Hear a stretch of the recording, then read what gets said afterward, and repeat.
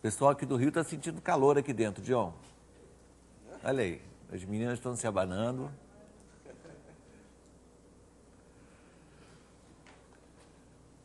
Aqui no Rio, hoje, vai ser feita a foto do grupo, né? Então, por isso que elas estão todas aí arrumadíssimas, cheirosíssimas. E vamos começar já. Antes, eu queria lembrar a todos que na sexta-feira nós temos a nossa tradicional sessão de perguntas e respostas. Então, cada um de vocês já comece a pensar qualquer coisa que queira perguntar relacionada à matemática, a problemas de matemática, ensino da matemática, história da matemática, currículos, qualquer coisa relacionada, né, com a nossa atividade que você queira conhecer, opinião nossa e de todos os que estão participando, né, porque essa conversa será feita com todos nós juntos. Enfim, é uma oportunidade, né, para trocarmos ideias com professores de matemática de todo o Brasil, né, da rede pública, rede particular.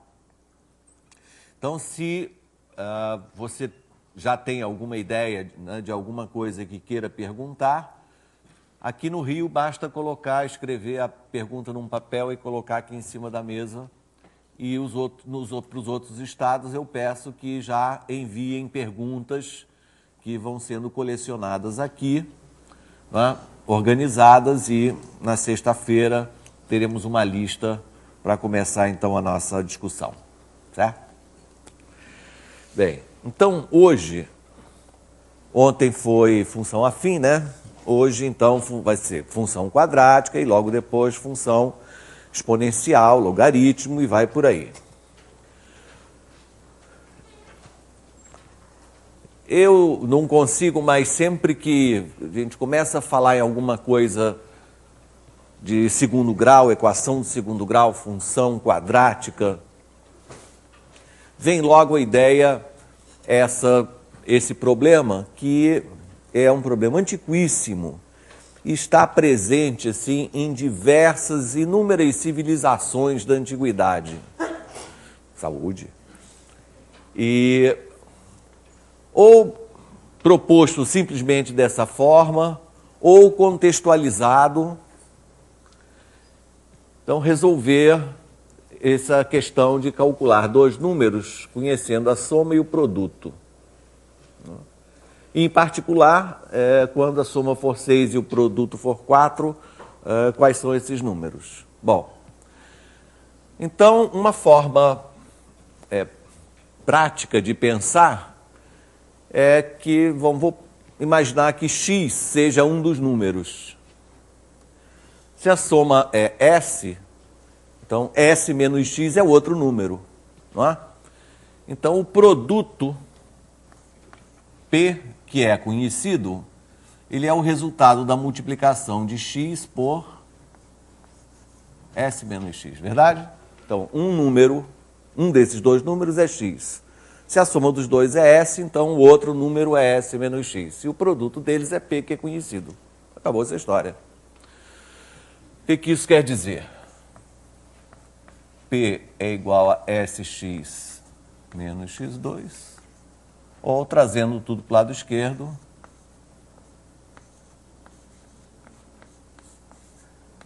olha a equação.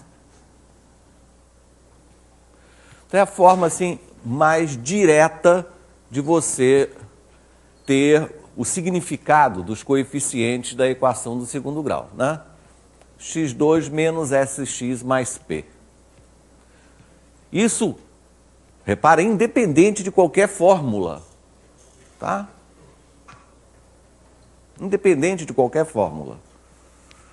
O significado dos coeficientes é esse. Se você tivesse uma outra equação com um coeficiente do termo x2 diferente de 1, basta dividir, né, por esse coeficiente e a sua equação tem exatamente essa mesma cara. Bom, como é que se resolvia isso? Vou falar numa civilização muito importante, que é a dos babilônios.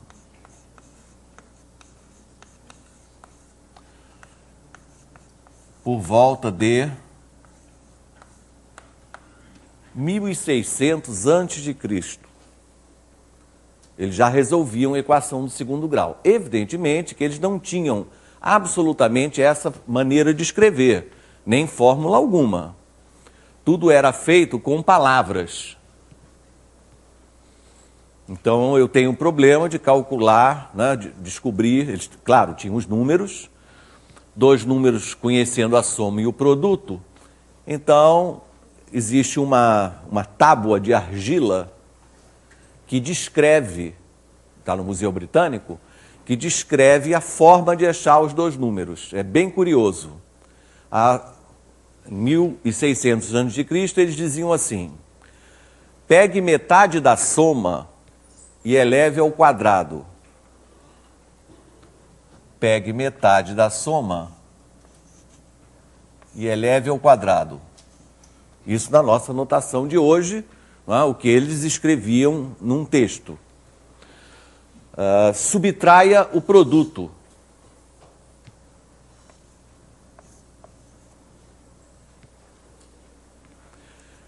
Encontre um número que elevado ao quadrado dê esse resultado. Qual é o significado dessa frase? Encontre um número que elevado ao quadrado dê isso que está aí. Quer dizer, extrai a raiz quadrada dele, né?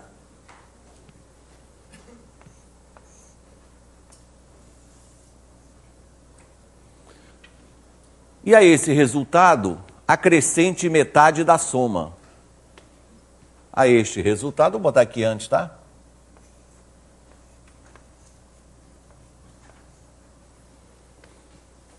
Acrescente metade da soma. Esse é um dos números, dizia a receita. É familiar para você essa expressão? Ela é exatamente a fórmula que todos conhecem de calcular raízes da equação de segundo grau, não é? Se você, né, multiplicar, reduzir o mesmo denominador, e, enfim, manobrar isso daqui, isso é exatamente a nossa fórmula conhecida da equação do segundo grau. Note que isso que está aqui é de 1600 a.C. Não escrito, repito, dessa maneira, mas eles tinham toda a receita para resolver a equação do segundo grau. Curiosamente, eles não tinham demonstração, a noção de demonstração não era conhecida. Mas eles tinham essa receita porque alguém descobriu isso, não sei como, e dava sempre certo, então ficou estabelecido que essa era a forma de fazer. No nosso exemplo, seguindo exatamente as palavras da receita, pegue metade da soma, que é 3, eleve ao quadrado, subtraia o produto.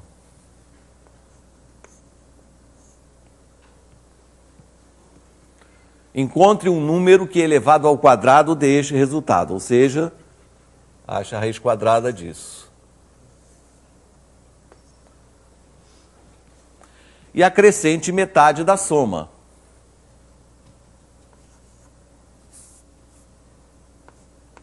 Esse é um dos números.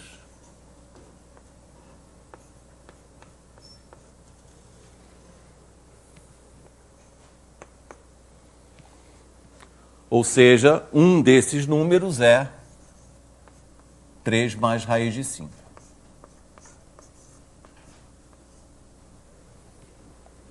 O outro número, se você tem a soma, que é 6, né?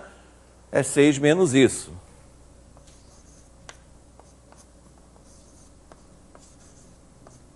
Que é 3 menos raiz de 5.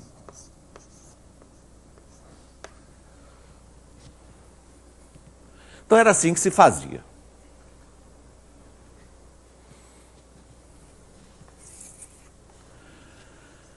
Bom, mas não só na civilização dos babilônios e depois dos gregos se resolvia a equação do segundo grau.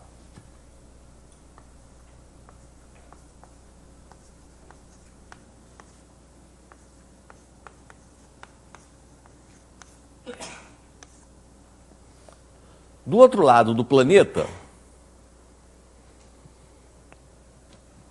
você também tinha exatamente o mesmo problema.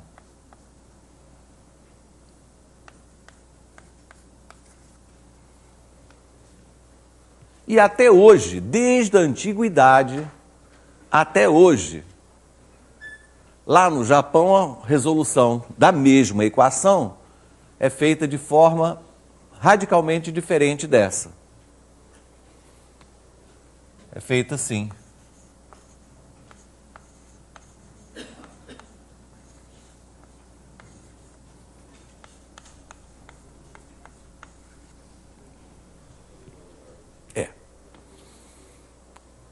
Então, esse ingrediente misterioso que foi acrescentado e subtraído em seguida, não é?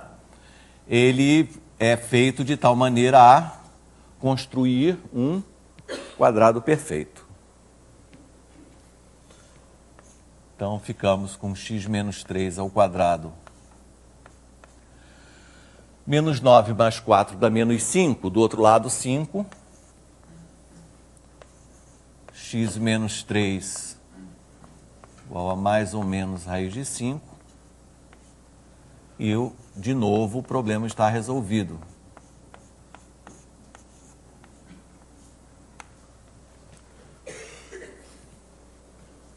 Há um outro jeito. O curioso é que até hoje, nas escolas japonesas, nos livros didáticos, não existe a fórmula para resolver a equação de segundo grau. A nossa tão querida fórmula, não é? Eles lá não usam. Eventualmente, ela pode aparecer assim como último exercício do capítulo, demonstre que as raízes de uma equação podem ser calculadas por essa estranha fórmula. Mas no dia a dia, o menino da escola, ele faz assim, sempre. Ele é, evidentemente, treinado a esse tipo de operação, a completar quadrado. Que é uma atividade não só excelente, como depois quem entra para a faculdade vai estudar outras coisas, né, formas quadráticas, enfim. Toda hora você tem a necessidade de fazer esse tipo de operação, que lá é feita desde cedo, sem fórmula. Bom, isso daqui, para agora introduzir a nossa função.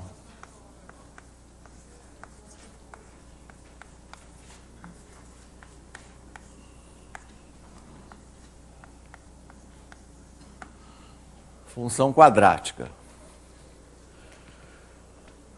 Ela é apresentada geralmente dessa forma, mas é muito importante conseguir escrevê-la na chamada forma canônica.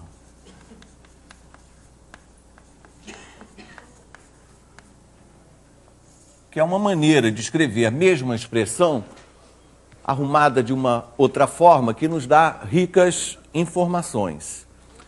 E o processo de escrever a forma canônica tem muito a ver com esse procedimento que os orientais fazem.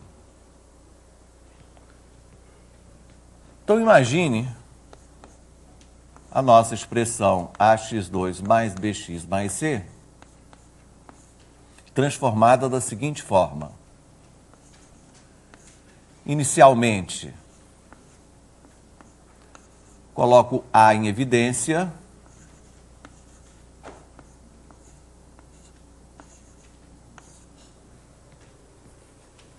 Nada demais.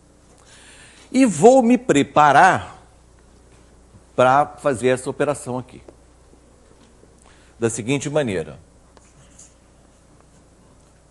A x2 mais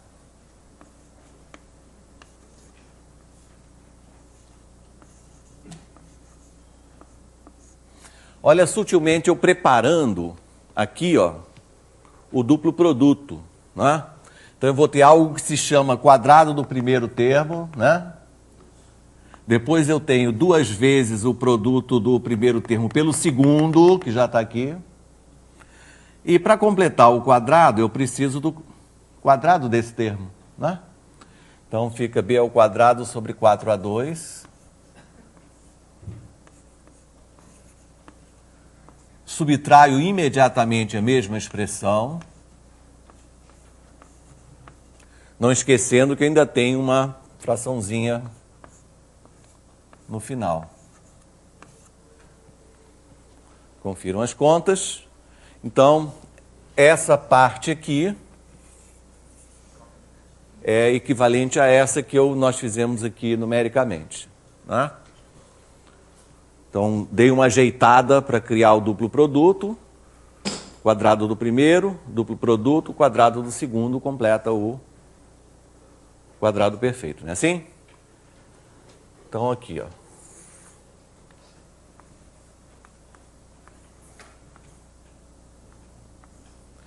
Então, eu tenho x mais b sobre 2a ao quadrado. Aqui no final, eu vou escrever assim, ó, menos, aí eu vou botar um traço de fração, B2 mais 4AC, B2, isso, B2 menos 4AC sobre 4A2.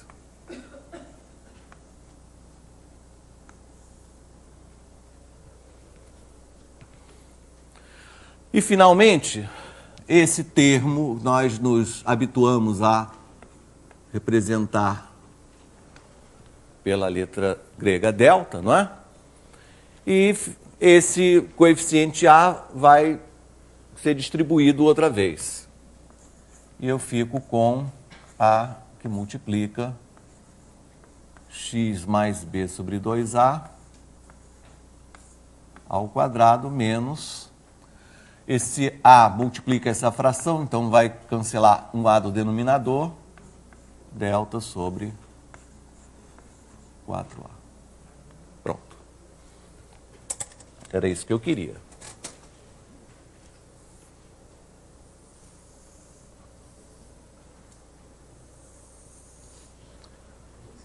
Não dá nem tanto trabalho assim, né? Também não é muito doloroso. Quer dizer, tendo feito um exemplo numérico anterior, as coisas caminham bem. O que essa fórmula me dá? Bom, ela imediatamente me dá a fórmula que resolve a equação do segundo grau. Então, imediatamente me dá as raízes.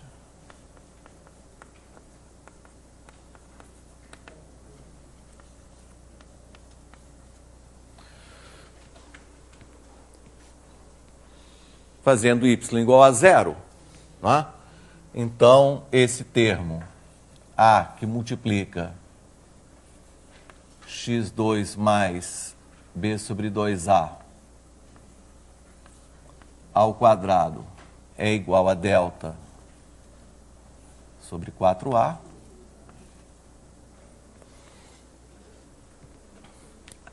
Aliás, eu já vou tirar esse A daqui.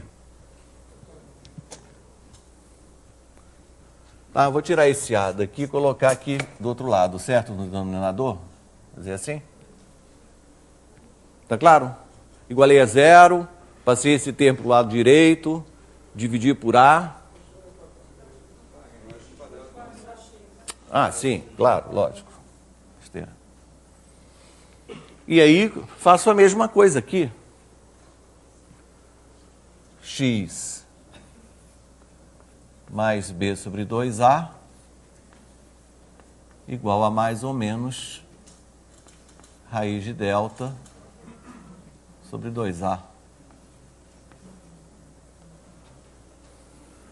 E a fórmula está pronta, não?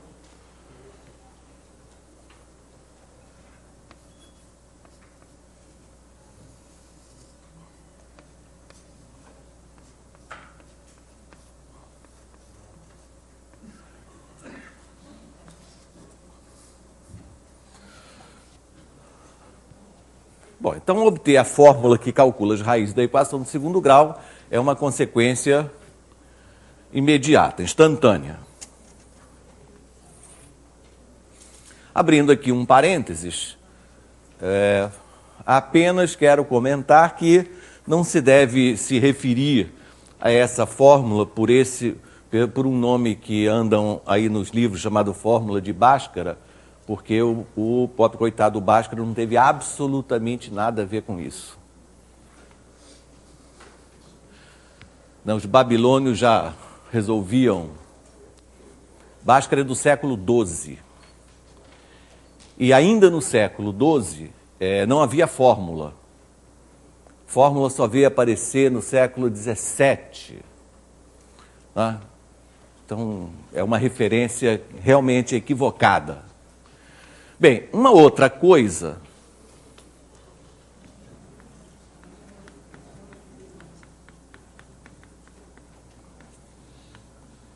Para fixar as ideias, suponha que esse coeficiente seja positivo.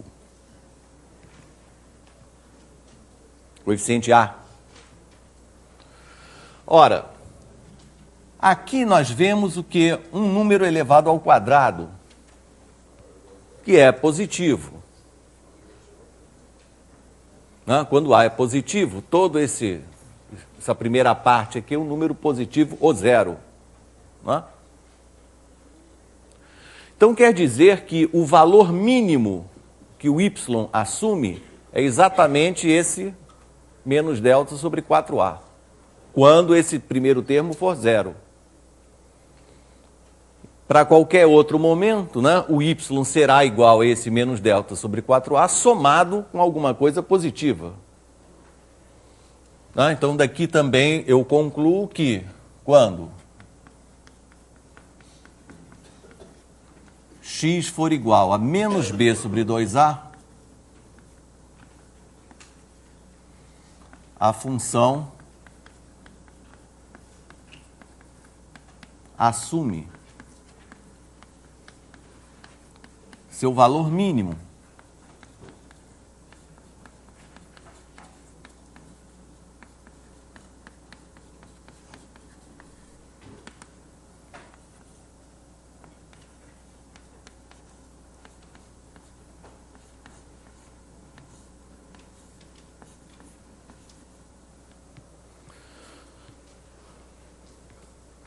Bom, quando A for negativo, aí troca tudo que eu falei, Aí a função, para esse mesmo valor de x, assume este valor, agora, máximo.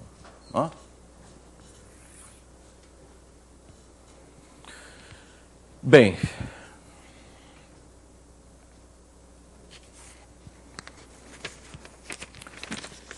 para relaxar um pouco, ainda falando de coisas bem simples,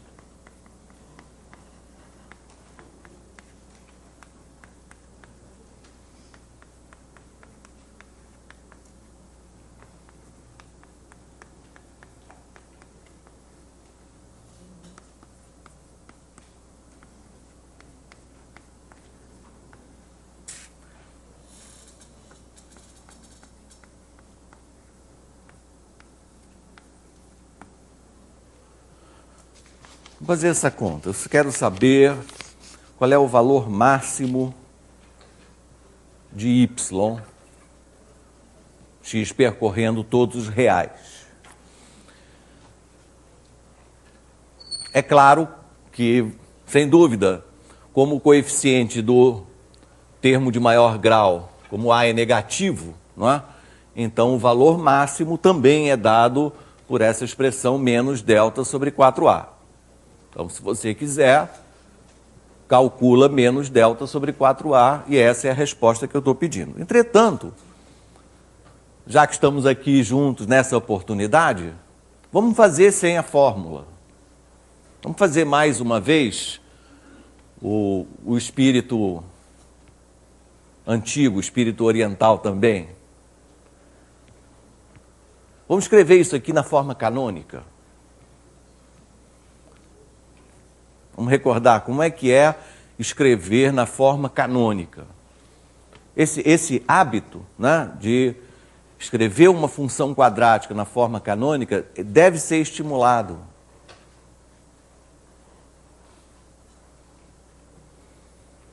Não ficar assim tão dependente de fórmulas, né? A tendência hoje é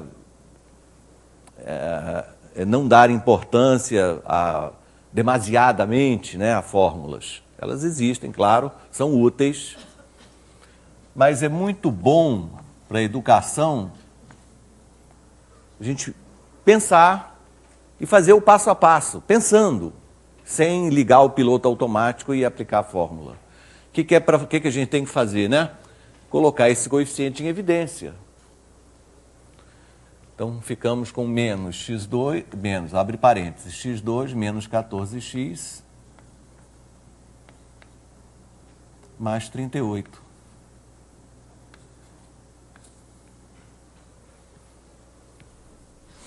Deixa eu ver se é esse exatamente o exemplo que eu queria. E aí, o que temos que fazer? Preparar aqui um quadrado perfeito, aproveitando, né, esses dois primeiros termos. Menos x2 menos 14x mais quanto que completa o quadrado perfeito? 49, porque tem um 2 embutido aqui, não é verdade? Não tem um 2 embutido? Não é duas vezes o primeiro termo vezes o segundo? Né? Então, quer dizer que o segundo termo é 7 ao quadrado, 49. Subtrai imediatamente 49.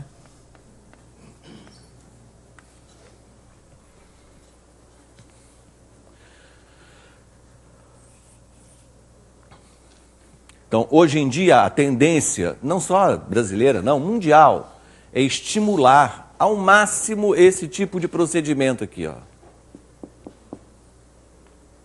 Dá mais importância, não estou querendo dizer que joga fora tudo que é fórmula, não.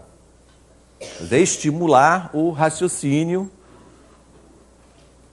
principalmente. Então, ficamos com menos x menos 7 ao quadrado. Quanto é que dá aqui? Menos 49 mais 38, menos 11, né? Só que tem ainda um menos aqui na frente que eu vou distribuir. Mais 11.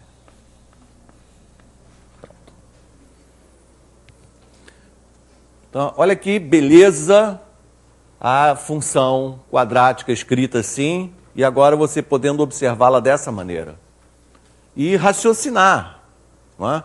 Quando esse primeiro termo for zero, y vale 11. E qualquer que seja a outra possibilidade, você estará calculando 11 menos alguma coisa, quer dizer, terá um valor de y menor. Não é? Então, o valor máximo de y é igual a 11. E isto ocorre quando x for 7.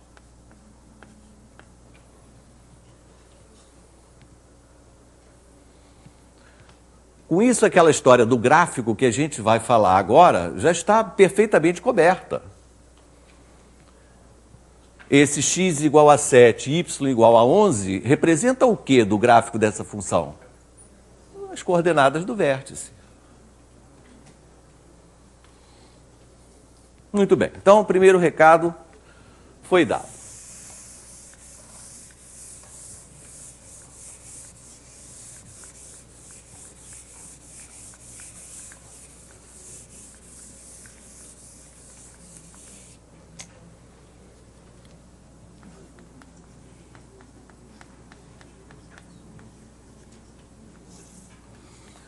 Bom, novamente estamos pisando em terreno bem conhecido de vocês, que é o gráfico da função quadrática. Tá? Os livros, nessa parte, trazem duas frases diferentes, um pouco diferentes. Vamos ver se vocês percebem a diferença. Tem livro que diz assim: o gráfico da função quadrática, que eles chamam função do segundo grau, né? O gráfico da função quadrática é uma parábola. E outros dizem a mesma coisa, ligeiramente diferente. O gráfico da função quadrática chama-se parábola. Vocês compreendem a diferença sutil entre essas duas afirmações? O gráfico é uma parábola, ou então o gráfico chama-se parábola. Na primeira formulação, quando ele diz o gráfico é uma parábola, o que significa? Que parábola é alguma coisa que já existia antes. E que você agora está estudando uma função e o seu gráfico, então, coincidiu com aquilo. É aquela coisa chamada parábola. Na segunda formulação, significa, é uma tentativa de ficar bem e não explicar direito as coisas. Então, é como se você estivesse dando o nome daquela curva naquele momento. Olha, a curva é assim, eu marquei alguns pontos, e essa curva aqui que você está vendo, estou dando o nome agora, chama-se parábola. Não tem nada errado, mas está disfarçando um pouco, porque parábola já existia 2000 anos antes da função quadrática. Função quadrática, né, é coisa recente, mais ou menos, né, enquanto que parábola na antiguidade, lá no tempo de Pitágoras, já se conhecia. Então, para uma pergunta assim, por que o gráfico da função do segundo grau, da função quadrática, é uma parábola? Então a gente tem que saber antes o que é a tal da parábola, né? Então, se a gente sabe o que é circunferência, se a gente sabe, enfim, o que é uma senoide, então parábola é o nome de uma curva que precisamos conhecer sua definição e suas propriedades. Então vamos falar rapidinho sobre parábola.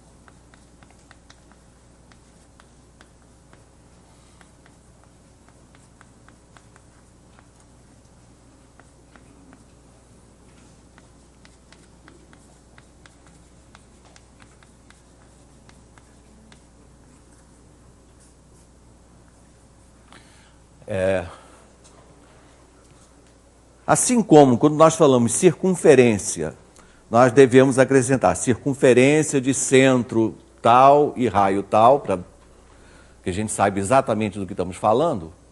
Então, parábola é também um termo um pouco vago, mas a gente deve dizer parábola de foco F e diretriz D. Ou seja, essa curva, ela nasce a partir de uma reta chamada diretriz e um ponto que não pertence a ela, chamado foco. Então, se você tem esses dois ingredientes, um ponto e uma reta, parábola de foco F e diretriz D é o conjunto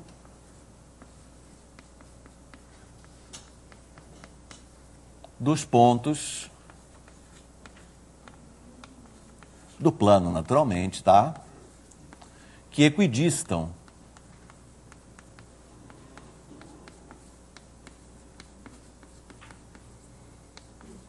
de F e de D.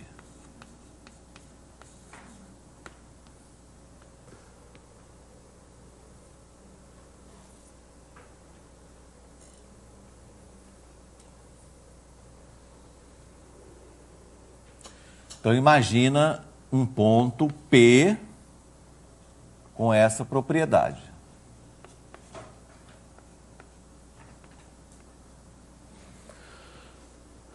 Então, esse ponto pertence a essa curva chamada parábola de foco F e diretriz D, se a sua distância ao ponto F for exatamente a mesma distância à reta. Existe uma infinidade de pontos que cumprem essa condição. Em particular, existe um aqui, bem no meio dessa perpendicular, V, né? Que cumpre essa condição. A distância ao foco é igual à distância à diretriz. Se eu colecionar todos os pontos que cumprem essa condição,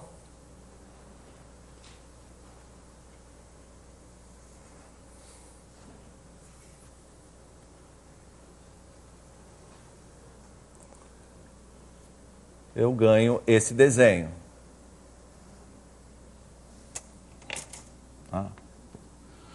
Chamado parábola de foco F e diretriz D. Vamos ver isso melhor. John, deixa eu expulsar aqui um momento.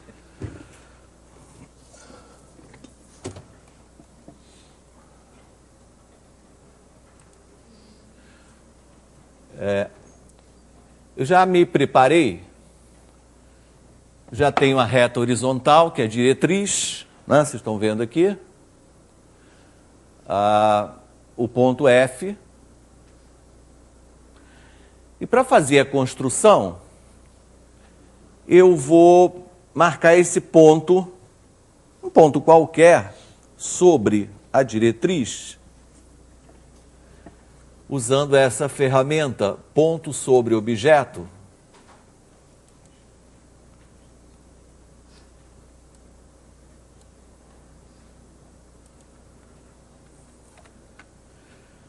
E dessa forma, esse ponto pode se movimentar, né, preso na diretriz. Em seguida, eu preciso achar uma maneira de encontrar um ponto da parábola. Não é claro que esse ponto P está sobre a perpendicular à diretriz traçada pelo ponto D. Então, aqui no meu programinha de geometria dinâmica, eu acho a reta perpendicular. Pronto. Então, o ponto P é algum lugar, está em algum lugar dessa reta. Por outro lado, o ponto P tem a propriedade de ter mesma distância aos pontos F e D. Vocês conhecem isso com certeza. Se eu tenho dois pontos, e se um terceiro ponto é equidistante de dois outros, onde é que ele se situa exatamente? Na reta mediatriz, correto? Então, o ponto P também pertence à mediatriz de FD. Eu não preciso desenhar o segmento FD. Eu poderia fazer a construção com régua e compasso, mas nesse programinha, para adiantar, eu já tenho a mediatriz pronta aqui, estão vendo? Mediatriz de FD foi traçada e este é o ponto que lá no quadro eu chamei ponto P.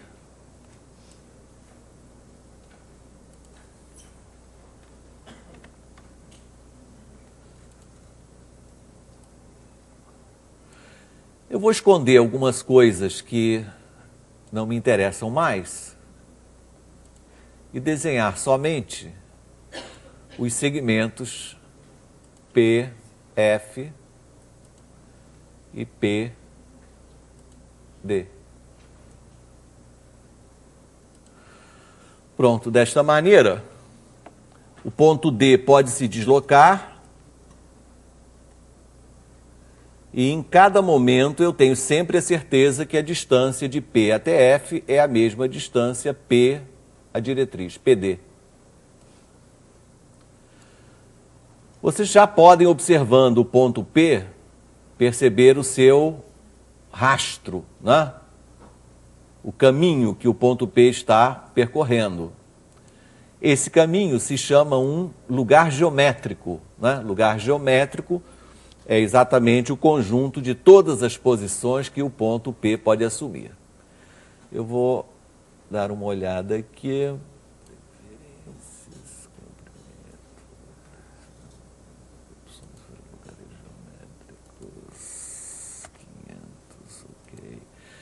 Então, eu vou pedir o lugar geométrico do ponto P quando este ponto D se deslocar livremente sobre a reta.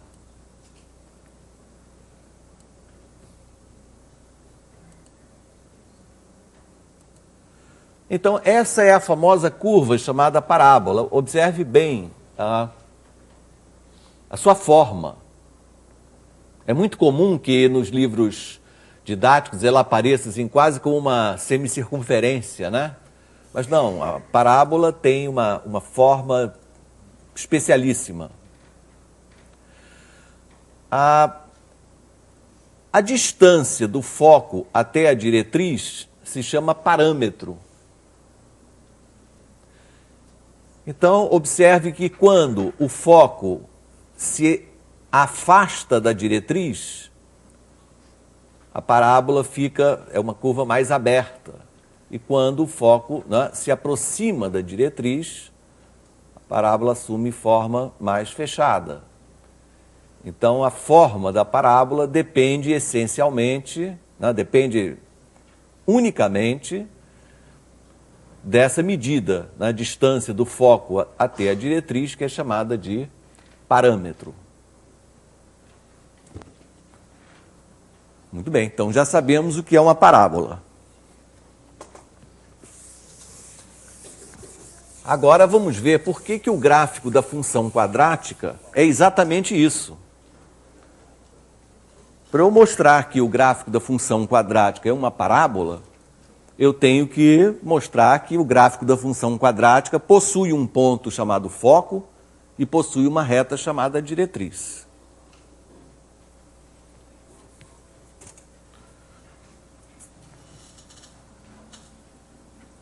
Então, isso aqui já ganha o nome de teorema.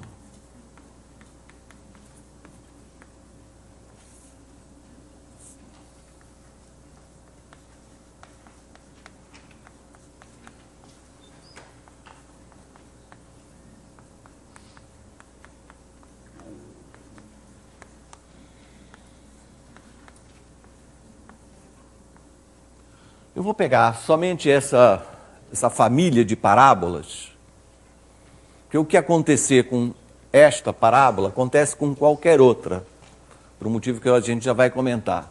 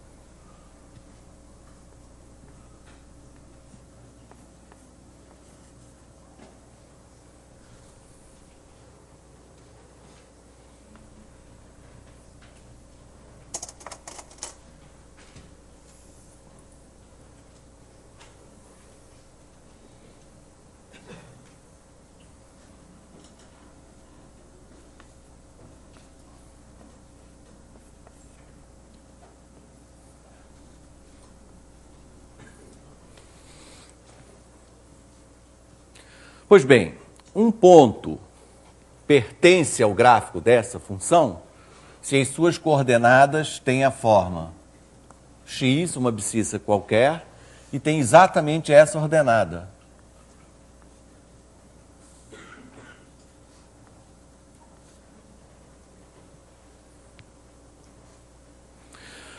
Alguém já deve estar pensando, puxa, mas como é que você adivinhou que o foco ia cair exatamente nesse lugar? É porque ontem de noite, eu já fiz as contas ao contrário. Então eu já fiz as contas, né, colocando aqui um número, uma letra qualquer, né, 0K, e a diretriz y igual a menos K. Obriguei que essas distâncias fossem iguais e já verifiquei que isso só acontece quando a ordenada do foco for exatamente 1 sobre 4A. Isso não desmerece nada a demonstração, né? Então eu tenho um candidato a foco, eu tenho um candidato a diretriz, e se o meu ponto da parábola for tal, né, que essas duas distâncias sejam iguais, está realmente provado que o gráfico da função quadrática é exatamente essa curva chamada parábola. Então, o que você tem que fazer? Calcular a distância de P até F. Melhor calcular essa distância ao quadrado, só para não ter que escrever o radical, né? Portanto, isso daqui será x menos 0 ao quadrado mais ax2 menos 1 sobre 4a ao quadrado. A distância de P até a diretriz, né, como é um segmento vertical, é simplesmente a soma dessas duas medidas, da ordenada de P, então a distância de P até D ao quadrado, é essa soma ordenada de P, ax2, somada com a distância do eixo x até a diretriz, que é 1 sobre 4a,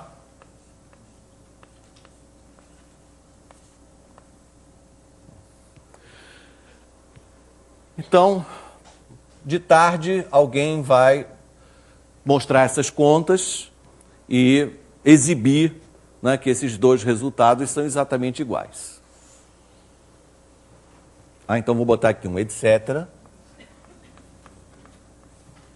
E fica a parte de fazer as contas para a gente comentar na sessão da tarde. Muito bem.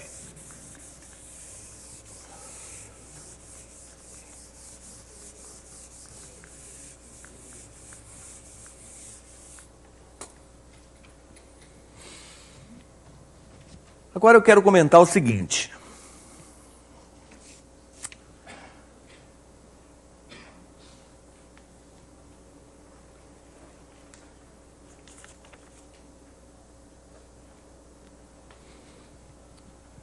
Voltando à função afim,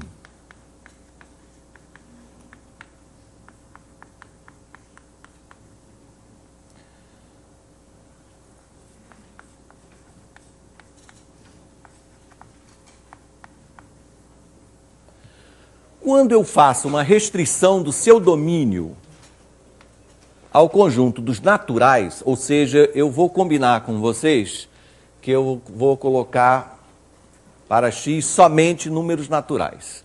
Aí tanto faz se vocês vão adotar naturais a partir do 0 ou a partir do 1. Tanto faz, tá?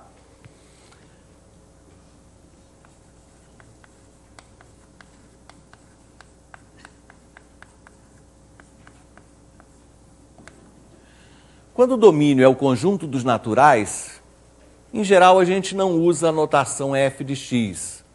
A gente escreve A índice n simplesmente igual a AN mais B. E chama o conjunto, né, desses valores de AN de sequência. Então, se vocês quiserem começar pelo número 1, A1 é A mais B, A2 é 2A mais B, A3 é 3A mais B. Esses resultados que estão aparecendo aqui formam uma sequência conhecida pelo nome de progressão aritmética de razão A. O A não era a nossa taxa de variação? É isso, taxa de variação é exatamente o que faz passar de um para o seguinte. Então, PA.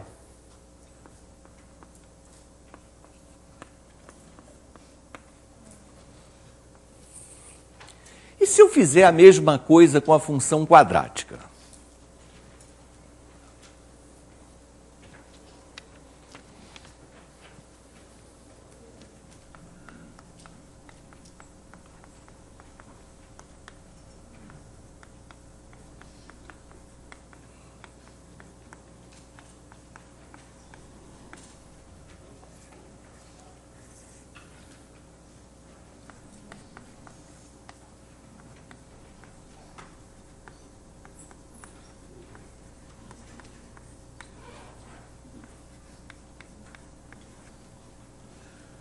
Eu vou combinar com você que a partir desse momento, até o finalzinho da aula,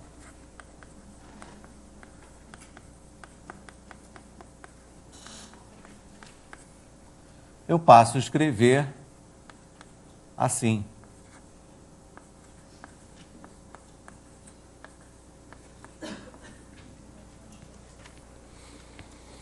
E aí vou substituir o N por 1, 2, 3, 4, 5. Claro que eu vou obter uma sequência de resultados. Como serão esses resultados? Vamos primeiro dar um exemplo para fixar nossas ideias.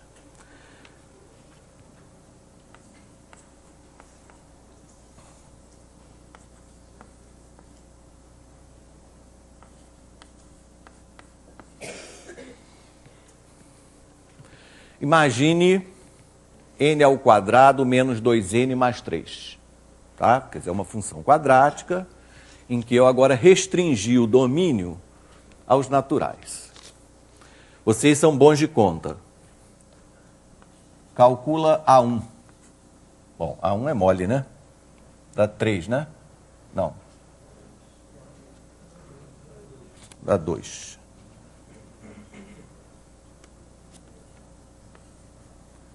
A2. 3. A3. 9, 6, né?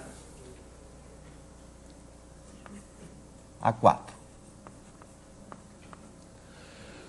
16 menos 8 mais 3. 11. A5.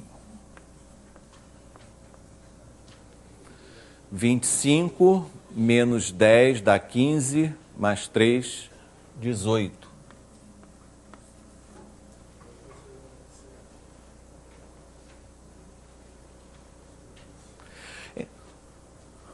Essa sequência, ela tem um comportamento extremamente interessante.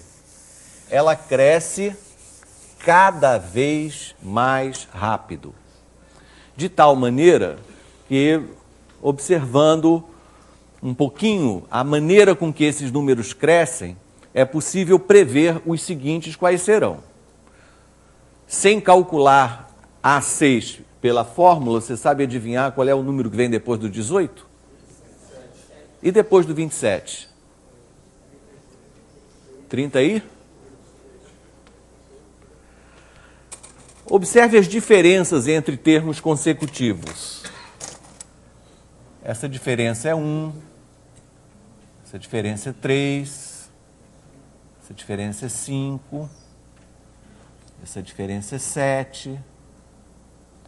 Então é razoável supor, ou seja, fazer uma conjectura, que a diferença, próxima diferença seja 9, o que vai me dar para o próximo termo 18 mais 9, 27. É razoável supor que a diferença seguinte seja 11. Agora, essas coisas, né, que a gente pode mostrar na sala de aula, para nós professores, nós temos que ter uma certeza. Será que vai continuar sempre assim? Será que se eu calcular, né, os infinitos valores dessa sequência, as diferenças sempre vão se manter nesta progressão aritmética? Ou será que em algum momento isso pode mudar? Né? Então nós devemos investigar nesse tipo de sequência como é a diferença entre dois termos seguidos. Numa sequência desse tipo, quanto é que dá a diferença entre um termo qualquer e o seu anterior? Vamos fazer essa conta para você perceber o resultado.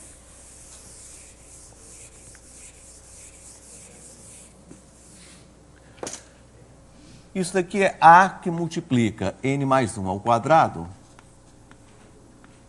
mais B que multiplica n mais 1, mais C, menos AN2 menos BN menos C.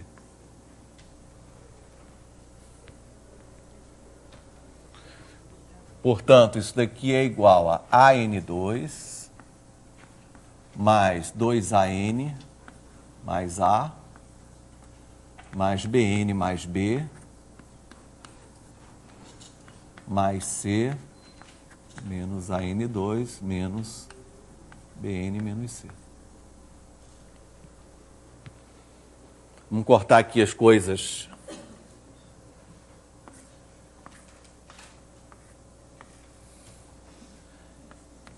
Portanto, isso é 2AN mais A mais B. O que eu cheguei? A conclusão que quando eu faço a diferença entre dois termos consecutivos, eu encontro uma expressão em função de n que é do tipo A grande N mais B grande. Chamando isso aqui para uma letra só, isso aqui para uma letra só.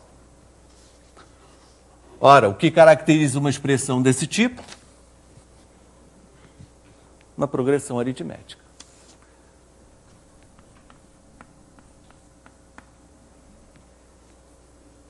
Então, em todas as funções quadráticas, restringindo o domínio aos naturais, você obtém uma sequência que tem essa propriedade.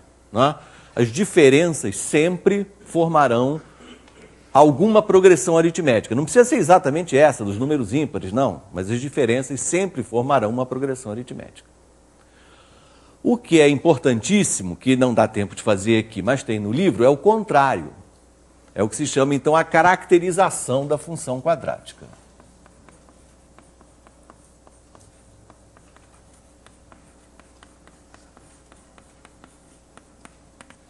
Que é o truque, o segredo para você descobrir quando, num problema, a função quadrática é adequada para resolver. Então, isso aqui tem, veja, livro.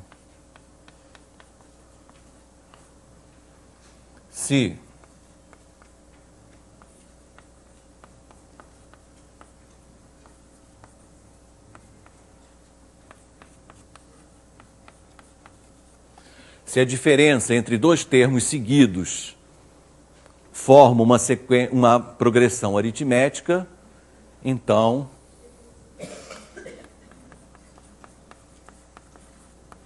AN é um polinômio do segundo grau.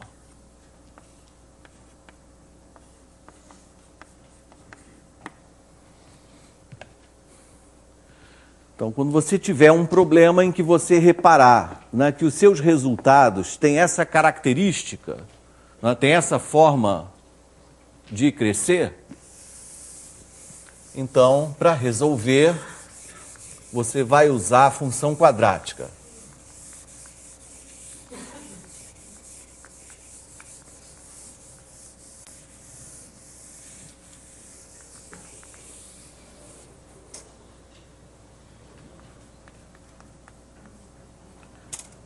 Bom, olha só, minha gente, eu vou fazer um desenhozinho aqui. Isso aqui é uma bolinha.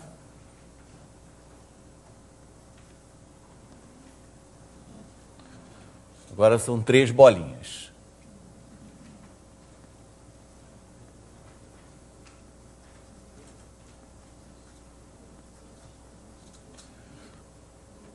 Estou acrescentando bolinhas.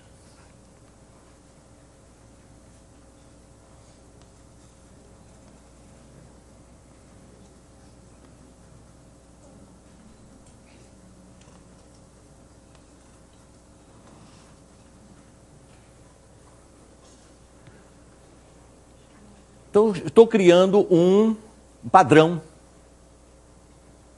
né? Uma brincadeira de juntar bolinhas. No primeiro desenho, eu tenho uma bolinha.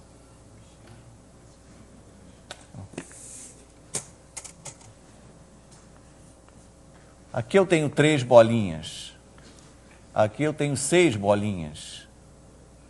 Aqui eu tenho 10 bolinhas. Se eu fizesse mais um,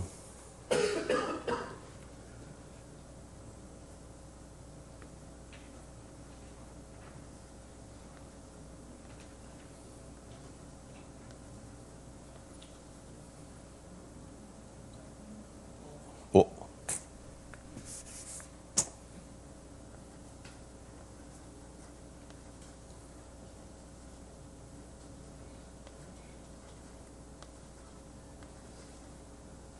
Quantas bolinhas tem aí? 15. Essa sequência está seguindo o padrão da sequência quadrática? Aparentemente sim, né?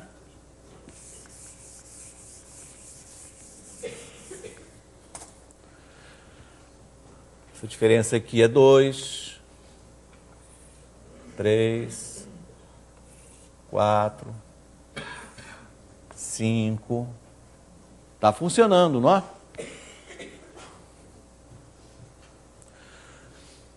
Você sabe dizer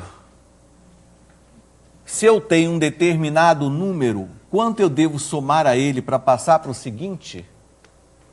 Ou seja, qual é a diferença? Vou responder essa pergunta. Que entra ali no lugar da interrogação. Para encontrar um termo, eu posso pegar o anterior e acrescentar mais alguma coisa. Quanto é essa coisa que eu estou acrescentando aqui? Isso, olha só. Esse aqui é o segundo termo, não é? Para passar para o seguinte, eu tenho ele aqui inteirinho, eu acrescentei 3. Agora eu tenho esse conjunto de bolinhas. Ele está inteirinho ali em cima, não é? Então, para passar para o seguinte, eu peguei o que eu tinha antes e acrescentei 4. Depois eu tenho esse conjunto de bolinhas que aparece igual aqui em cima. Para passar para o seguinte, eu acrescentei 5. Ou seja, quanto é que eu estou acrescentando a cada momento? N mais 1, certo?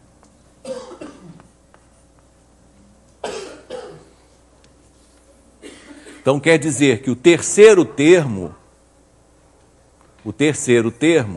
é igual ao segundo mais 3. O quarto termo é igual ao terceiro mais 4. Fechou? Muito bem. Quando eu chego a essa conclusão, eu vejo que eu tenho uma sequência dessa forma. Então eu posso fazer qualquer pergunta. Esses números são chamados números triangulares. Eu posso perguntar, por exemplo, qual é o 30º número triangular.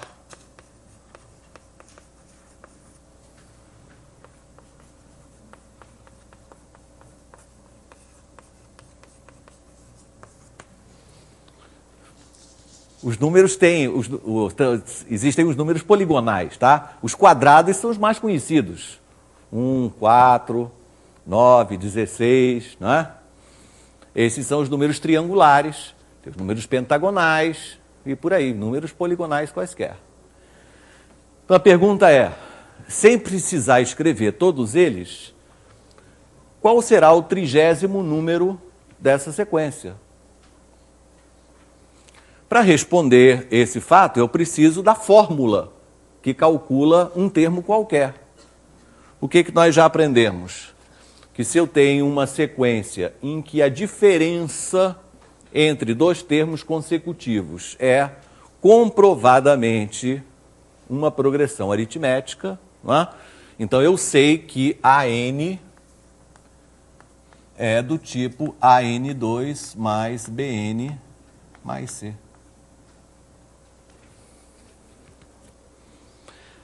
Em geral, as sequências que nascem assim da função quadrática são chamadas progressões de segunda ordem, né? Progressões de segunda ordem, porque o seu termo geral é um polinômio do segundo grau. Bom, agora para descobrir esse polinômio é fácil, porque eu só preciso substituir alguns valores iniciais aqui, não é? Então, A1, que é A mais B mais C,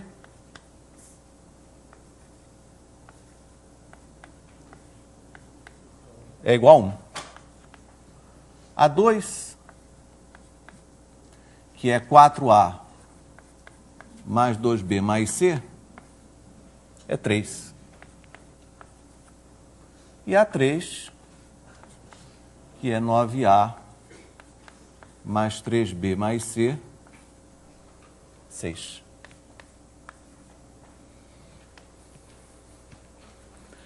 Esse sistema é facílimo de fazer com diferenças, não é? A segunda equação menos a primeira te dá 3A mais B igual a 2. A terceira equação menos a segunda te dá 5A mais B igual a 3. E ainda a diferença, a de baixo menos a de cima, te dá 2A igual a 1. Portanto, A igual a meio.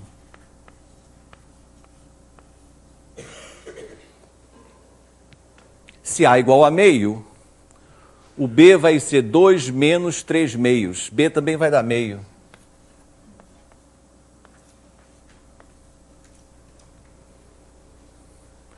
E olhando para a primeira equação, se A é meio e B é meio, como lá é 1, C é 0.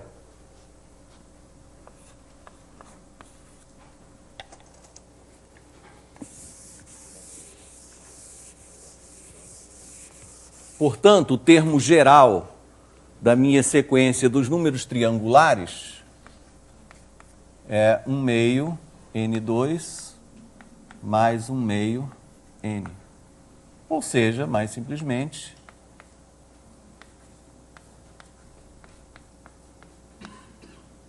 N2 mais N sobre 2.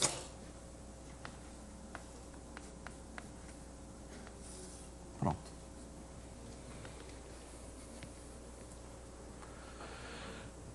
Para N igual, só testando, né? Para N igual a 4, olha o que você tem aqui para N igual a 4. 16 mais 4, 20 sobre 2. Para N igual a 5, 25 mais 5 dá 30 sobre 2, 15, eternamente. Em particular, a 30, 30º número triangular, é 900 mais 30 sobre 2. 930 por 2, 465.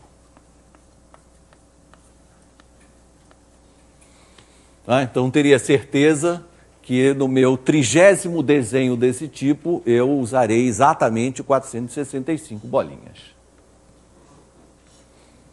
Ok? Então, recapitulando, na função afim, o o incremento, né, é constante.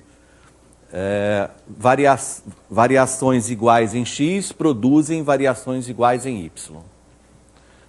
Das sequências quadráticas, esse é o comportamento, né? As diferenças é que formam uma progressão aritmética. Então, hoje à tarde, você vai ter pelo menos um exercício em que você tem que identificar isso, não é? Se existe uma sequência, se ela é quadrática, por quê, e aí usar a função quadrática para resolver. Ok? Obrigado, então, pela atenção.